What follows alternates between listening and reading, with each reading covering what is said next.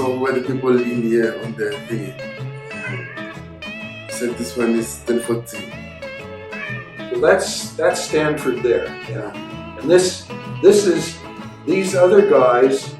These other guys were the group was actually called the Black Mambazo, and they were an Alexandra-based penny whistle band that recorded at EMI and under different names. So, for example, their most famous record, which was called Tom Hark, was recorded as Elias and his Zigzag Jive Flutes, but it was the same band. They also used to record, as the Alexander Schomburg Boys. Yes. So that was because the guy that actually produced this stuff was Rupert Bopape at EMI, and that was his methodology. Is that he would assemble these groups. It would either be a real group on the street, or sometimes it might just be session musicians, and then he'd put them together for a session, and then he'd issue the record with some name that he had made up.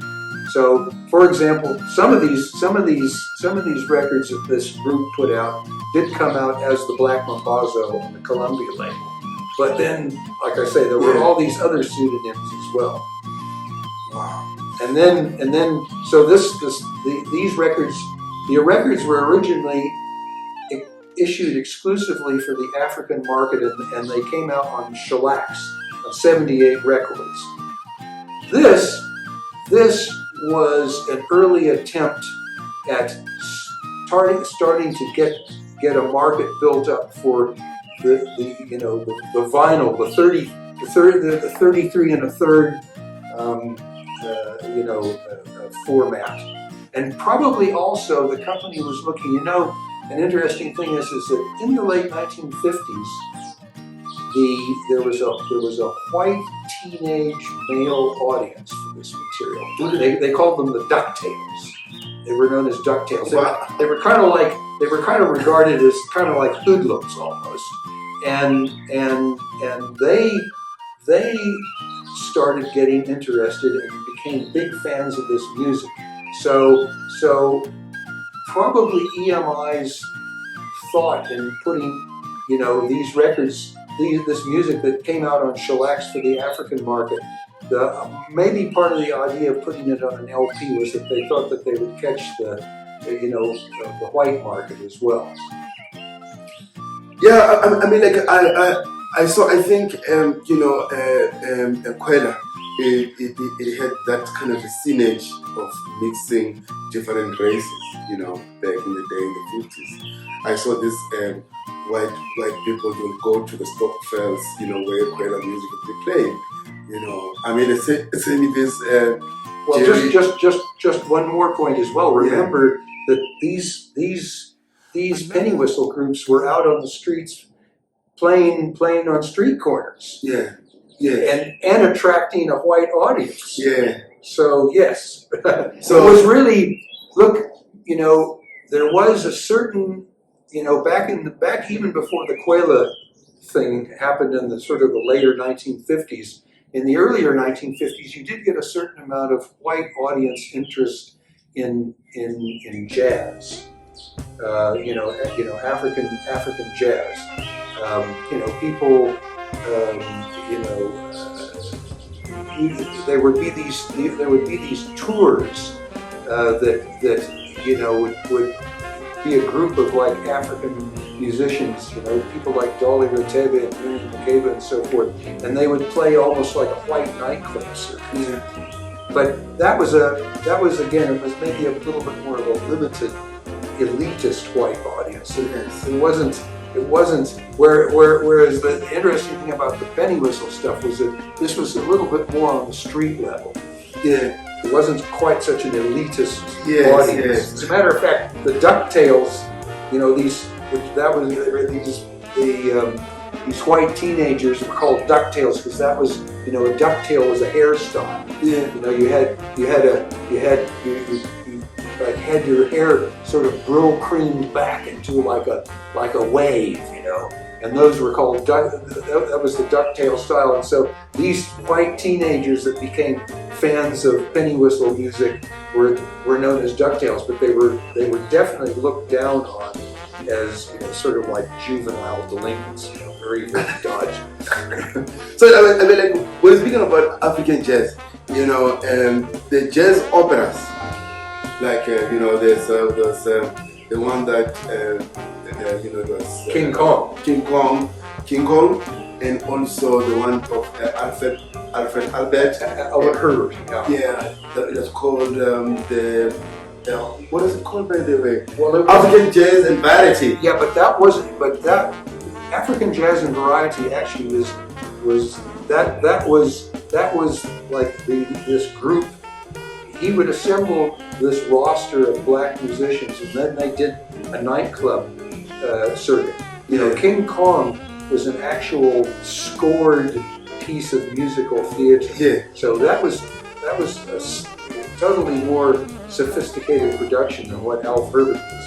And then there was another guy by the name of Ian Bernard. Ian Bernard. Ian Bernard. Jazz. Well, that's right, Township Jazz. Yes. But again, that was, and of course, Ian Bernard was later very, very involved in King Kong as well. But again, Ian Bernhardt's those were like, you know,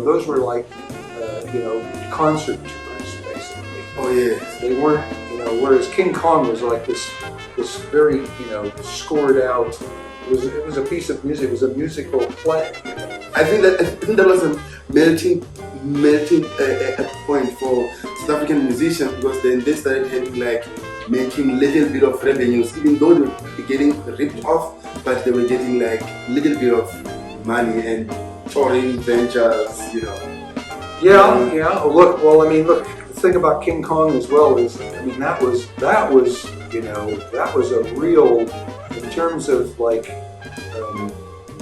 white audience interest in African music. That was, you know, that was unprecedented on that scale. I mean, you know, because I mean, with the King Kong tour, you know, they toured the country. I forget now the total audience figures, but it was something like, you know, several 100,000 people ended up seeing King Kong. So I mean, that was totally unprecedented in the history of South African, and, you know, African music for sure. And it contributed to the struggle, because many of them, they never, I think, emancipation of the, you know, of this country, you know, because many of them, they remained in exile. They never came back. I mean, the Lucky Ranku, you know, you name them. Masekela, Gwangwa, they were... Gwangwa, Kifas. Caiaphas and Letta, they were, all those people were involved in King Kong. The Manhattan Brothers. The Manhattan Brothers, they all, you know, when King Kong eventually went to England in '61, they all chose to remain in the UK rather than come back to apartheid South Africa. So yeah, that was, and King Kong was most definitely the revolution project. Well, that's how it ended up. It wasn't initially conceived in those terms, but that was certainly how it did end up. Yeah. I know. Thank you so much. Thank you so much. I really appreciate you, man. You know, you have contributed. You taught me so much. You know, like when I first time I came to visit you, I thought I knew everything about Mpaka, because that's the music that I grew up listening, and you just opened me to the highest level and told me about the Almond Memela. I didn't even know him, you know. Alvin was a major, gosh, I mean, you know, he was, you know, not just as a guitarist, because, you know, he was Bopape's lead guitar session person of choice.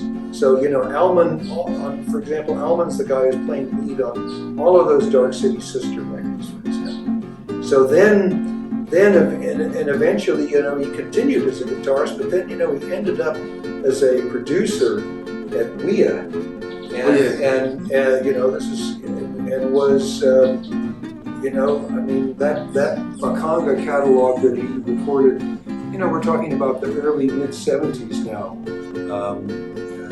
You know, those are